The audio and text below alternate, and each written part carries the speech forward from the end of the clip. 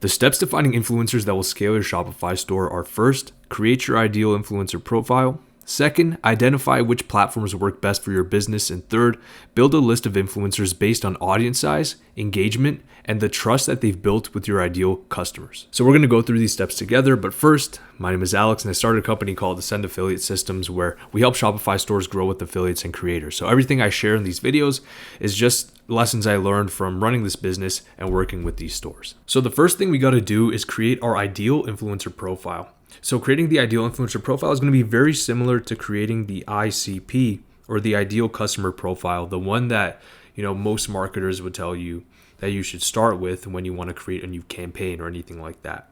So we're going to do the same thing, but we're going to find out who our ideal influencers are. So this exercise is going to make everything else a lot easier, and it's going to be the foundation of your affiliate program. A lot of people skip this, but if you skip it, you're going to end up recruiting the wrong affiliate. So even if you have thousands of affiliates, but none of them are actually promoting to your ideal customers, then it doesn't matter. And just as a side note, I use the word affiliates, but by affiliates I also mean creators, I also mean influencers.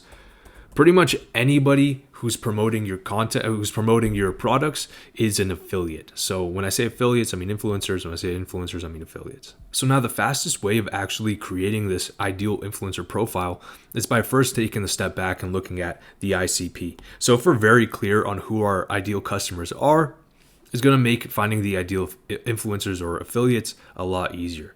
So really, identify what pains and problems your ideal customers are going through, and you want to solve their age, their demographic, kind of where they are in the world. Do they own a business? What do they do for work? Are they students? That's gonna help us narrow down which affiliates should we be looking at. And what's going to be very helpful is looking at what content does our ideal, well, you can't even tell that it says content, but let me try it again. Content, look at that. Still not too good, but it'll do. What content is our ideal customer consuming? Specifically, what platforms? We don't need to worry too much about the creators yet, but we want to know what platforms are they using and what niche are they in. All right. So this is gonna help us a lot with the next step, which is actually finding out which platform works best for your business. Okay, so now that we kind of know who our ideal influencers are, we understand where our ideal customers are going, which platforms do they exist on, which niches are they a part of, right? The next question is then identifying the best platform for your business. So this, again, I think is something that a lot of business owners who are trying to create an affiliate program for their Shopify store skip over. They think that all platforms are the same, all followers are created equal, but that's not the case. So how I like to look at it, and what I've seen also some of the businesses, because this is a small part of our whole recruitment system that we offer, as soon as you join the free trial of Ascend Affiliate Systems. So a lot of Shopify stores have gone through this system, and we get to see, what they do as well. So kind of the way that we've been splitting it up is that there's 3 categories of platforms. So the first one is video. The second one is text. And the third one is community. So for video platforms, not all followers are created equal. We like to think about this as a video platform hierarchy, with YouTube being at the top, then Instagram and Facebook, IG and Facebook. Sorry, my pen. I'm gonna blame the Apple Pencil on this. It's not my handwriting. It's the pencil. So Instagram, Facebook, and then we also have TikTok at the bottom. So the psychology behind this hierarchy and how we recommend looking at platforms. Sorry, I just realized it's a little low here. The psychology behind this is that we want to maximize the amount of content that's being consumed by the consumer, by the consumer, yeah, by our customer, by our ideal customers. So what do I mean by that? TikTok is a very short attention span application. And then you have Instagram and Facebook, which now have like IG Reels or Facebook Reels, where everything's very compact and short form. But you tend to see an increase in attention span from TikTok to Instagram and Facebook. And then from Instagram and Facebook, you have YouTube, which reigns supreme because it's long form content. Usually, even on the lower end, the attention span is longer. By attention span, I mean retention. So how long are people watching? Like if you have somebody watches 5% of the video for a 60-second video versus a 60-minute video, that's 60x. That's 60 times the amount of content that's being consumed. So another way to think about it is like if someone posts a 5-minute video on YouTube and the average short duration is 30 seconds, right? This is going to be 300 seconds. So you'd have to watch 10 reels in order to make up this 5 minutes, which is just one video. Now, what's even more interesting, like if we're really going to extrapolate this out, like we have YouTube, we have the 5-minute videos, but we also have like 1 hour long videos, or like, sorry, you can't see it, but it's okay because you can't really understand what I'm writing either. So we have 1 hour long videos. We have 3 hour long podcasts. 3 hour long podcasts, right? The longer the consumer is watching, the more time that they spend with the creator, the more trust gets built. There was a very fascinating story Alex Ramosi told, and I'm going to play the clip right now, and then we can talk about it. So I had a conversation with a mega influencer, I don't think you would mind, with Mr. Beast a few weeks ago. And we were talking about kind of like the future of media and content. And so one of the things that he was just talking about was the soccer game that came up, that they do like UK versus US. And I've never watched the game, but you might have seen some like YouTube videos about it. So what ends up happening is that they have all these different celebrities or influencers from different platforms, right? And so starting from the lowest, I'm gonna use my little drawing again. The lowest people on this little totem pole, they would walk out in the stadium, and this became the kind of the de facto like measuring stick for who had the most cool points, right? These are the A-listers, okay? And so this is your typical kind of celebs from like movies and like 90s and the 2000s or whatever, right? People like they recognize because they're celebs, but like they don't have like huge, I guess they have some media presence, but it's more like traditional media. The level of applause for these guys was almost nothing.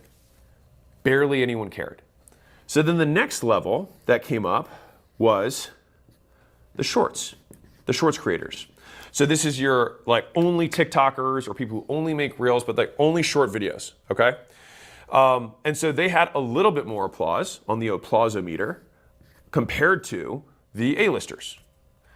Then the long form guys came out. And this is when the audience got way rowdier. All right, so this is your podcasters, your YouTubers, the people who make long form pieces of content. Then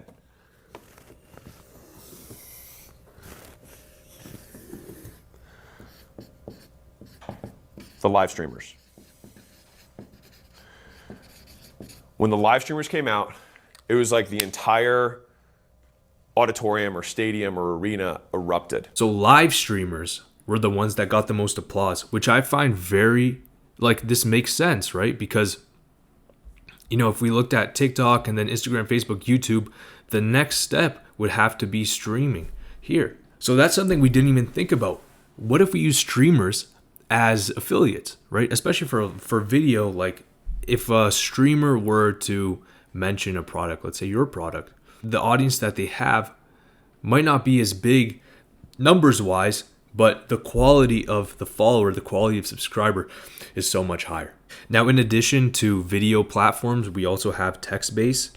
Text-based platforms are ones like LinkedIn or Twitter or X. LinkedIn, X. Video platforms where there's not really video. Obviously, there's video on these platforms, but it's mostly like a text-only a text-only platform. So here, I would say that the quality is a little bit smaller. Is a little bit less the quality of follower, because the way that information is expressed via audio, and then also via audio and video, is a lot more different than the way it's expressed in text only, right? Text only could work. I mean, we have books. People literally sell books and they have mega fans. But I still believe in audio and video being a little bit better, because you, as the creator, can dictate exactly how you want the messaging to be perceived by your audience. And then finally, we have community-based. Man, you really can't see a damn thing with this. So communities could be stuff like Discord, could be stuff like Reddit or school. This is a venue that I don't see a lot of people using. Like when we think about influencer marketing and affiliate marketing, we're so focused on the video platforms of like Instagram, YouTube, TikTok.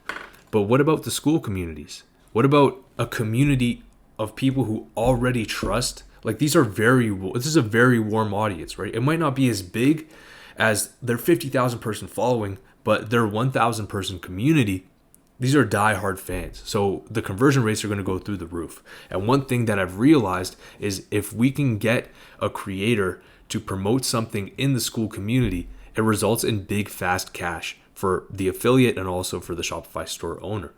And what this does is it incentivizes them to keep promoting. Like, oh man, this stuff really works. So the affiliate's going to be a lot more on board. So again, the philosophy behind which platform do we pick is going to be based off of the amount of time that our ideal customers spend with that creator. So we already said, okay, streamers are the best, right?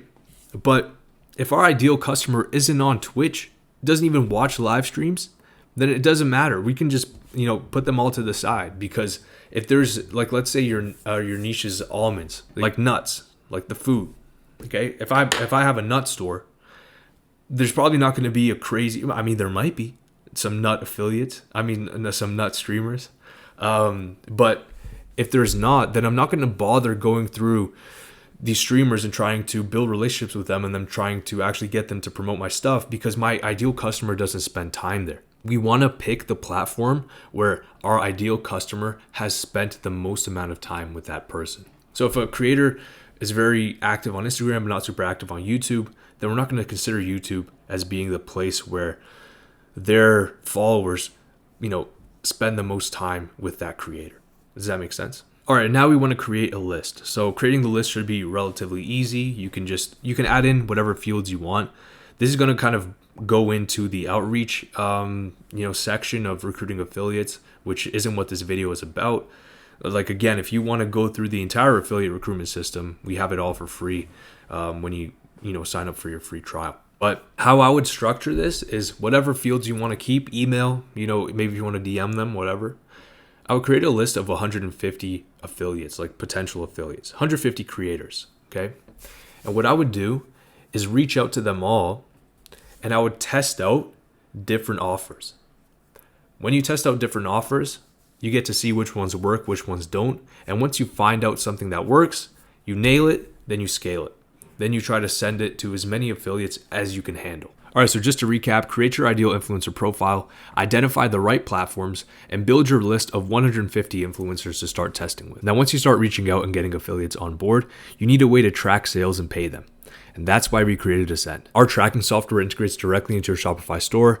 Our recruitment guide helps you get quality affiliates fast, and we also offer custom affiliate systems. If you want to try this out for your business, you can click the first link in the description and start your 14-day free trial. I hope you found this video valuable. Thanks for watching.